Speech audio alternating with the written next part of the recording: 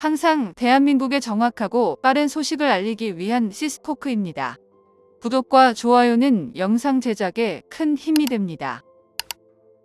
러시아가 마침내 피해 숙청을 해버렸습니다.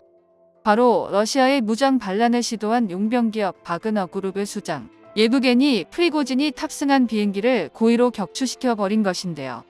블라디미르 푸틴 대통령은 반란을 중단한 프리고진을 처벌하지 않기로 했으나 그럼에도 프리고진을 둘러싸고 끊이지 않던 신변 우려가 결국 현실이 되었습니다. 러시아 현지 언론에 따르면 모스크바에서 상트페테르부르크로 향하던 엠브라에르 레가시 제트기가 트베리 지역의 쿠젠키노 주변에 추락했다며 탑승객 10명 전원이 사망한 것으로 보도를 했는데요. 해당 언론에서는 격추당한 지 3분 만에 바그너 그룹의 수장 프리고진이 사망했다고 보도하는 초유의 사태가 벌어졌습니다. 미국 매체인 워싱턴 타임즈에 따르면 폴란드 대통령 안제이 두다는 자신들이 감시하던 러시아가 돌발 행동을 할 것이라고 했었는데 바그너 그룹의 수장의 사망으로 인해 폴란드와 인접한 벨라루스에서 대기 중인 바그너 그룹이 마침내 러시아의 손아귀에 들어갈 것이라고 했는데요.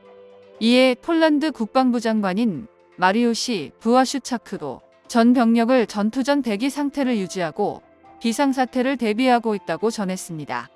부아슈차크 국방장관은 얼마 전에 도착한 한국산 FA-50GF 전투기가 실전 배치될 날이 머지않았다고 전했는데 지난 22일 FA-50GF 2대가 추가적으로 도착했다며 지금까지 4대가 인도되었는데 추가적으로 총 8대가 올해까지 인도가 완료될 것이라고 말했습니다. 그렇게 되면 폴란드 공군은 FA-50을 올해 말까지 총 12대를 보유하게 되는데요.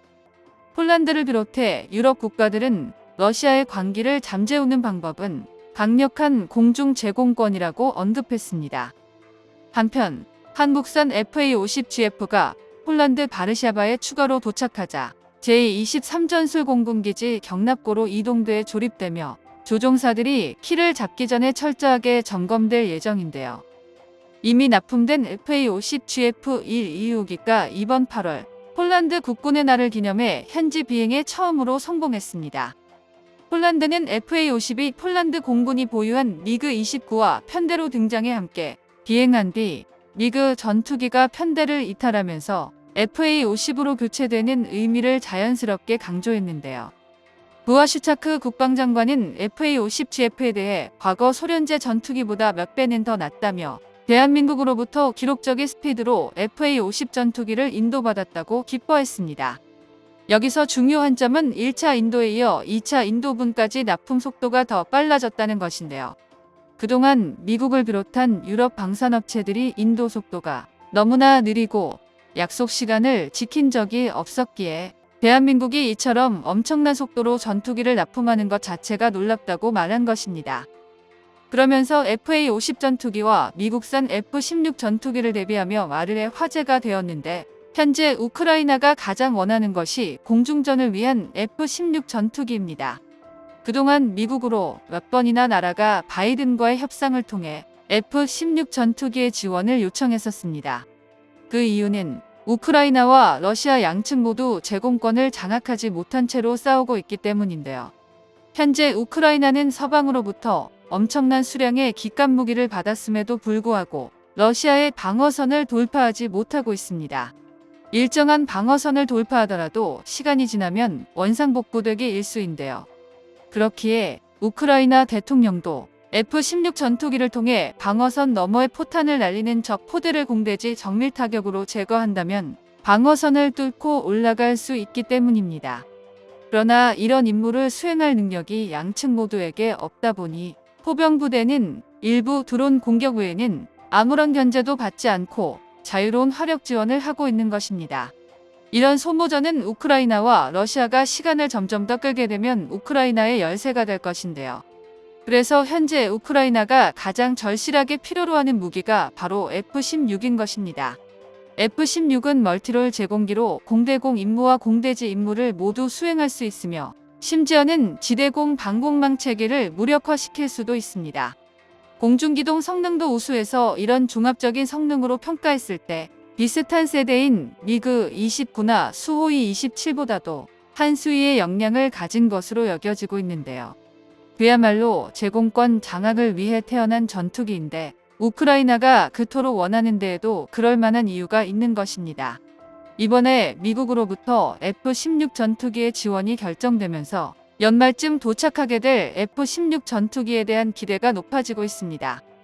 이런 F-16 전투기를 두고 폴란드의 부아슈차크 국방장관은 FA-50 전투기와 F-16을 비교하는 발언으로 화제가 되고 있는데요. 폴란드는 지금 F-16과 FA-50을 함께 운용해서 적들을 괴멸시키는 전략을 구상하고 있습니다.